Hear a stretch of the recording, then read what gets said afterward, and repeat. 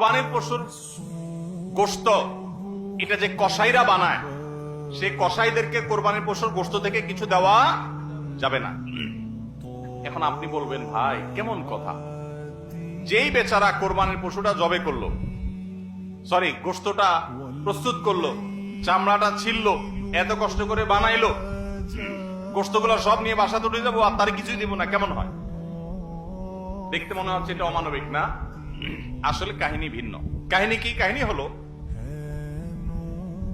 কোরবানির পশু আমরা যখন জবাই করলাম বিসমিল্লাহ আল্লাহু আকবার আল্লাহুম্মা মিনকা ওয়ালাক, এটা যখন জবাই করলাম আল্লাহর নামে, তখন এই পশু আল্লাহর নামে জবে হয়ে গেছে। এটা মূলত যেটা বললাম, গরিব দুঃখীকে দেওয়ার কথা।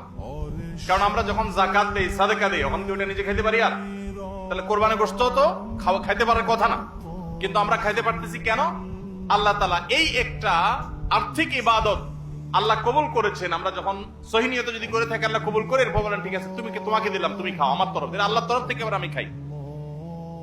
তো এই কোরবানির গোশত এটা বিক্রি করা জায়েজ আছে না জায়েজ নাই? না জায়েজ। কেন জায়েজ নাই? কারণ এটা তো ওই যে আল্লাহ আমাকে হাদিয়া দিয়েছেন গ্রহণ করার জন্য, আল্লাহর নামে দিয়ে দিয়েছি, এটা আমি বিক্রি করার সুযোগ নাই।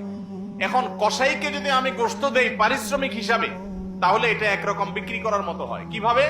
তিনি কষ্ট করেছেন, তাকে তার বিনিময়ে দিলাম, তাহলে বিক্রি করার মতোই হলো। আমি গোশতটা তাকে একটা বিনিময় নিয়ে দিলাম, গোশত দিয়ে টাকা নিলাম, বিক্রি করা এটা, এখানে গোশত দিয়ে শ্রম দিলাম, একই জিনিস। এই জন্য এটা জায়েজ নাই। তাহলে কি করবেন? কসাইকে তার ন্যায্য মূল্য দিবেন। একটা গরু বানানোর জন্য যা লাগে তা পুরাটা দিবেন এবং আগে ভাগে এগুলো চুকায় নিবেন।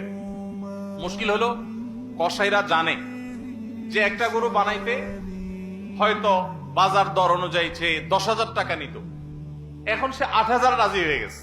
কেন 8,000 রাজি হয়ে গেছে? কারণ সে জানে তার সাথে আরো যে 3-4 জন থাকবে, সবাইরে আপনি কমপক্ষে এই 4 জনকে যদি 2 কেজি করে বা 3 কেজি করে গোশত দেন, তাহলে 3-4 12 কেজি হবে। তো 12 কেজি গোশতের বাজারের দাম কত? হ্যাঁ,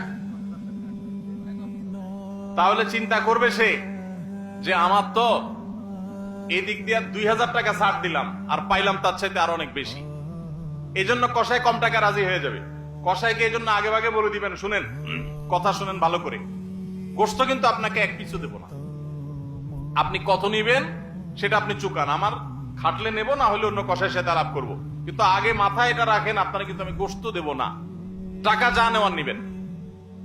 নবী করিম সাল্লাল্লাহু আলাইহি সাল্লাম আলী রাদিয়াল্লাহু তাআলাকে এটা বলে দিয়েছেন, কোরবানি করার সময় বলে দিয়েছেন, দেখো কসাইকে কিন্তু কোরবানির গোশত দিবা না। কোরবানির গোশত শুধু না, কোরবানির পশুর কোনো কিছু বিনিময়ে সে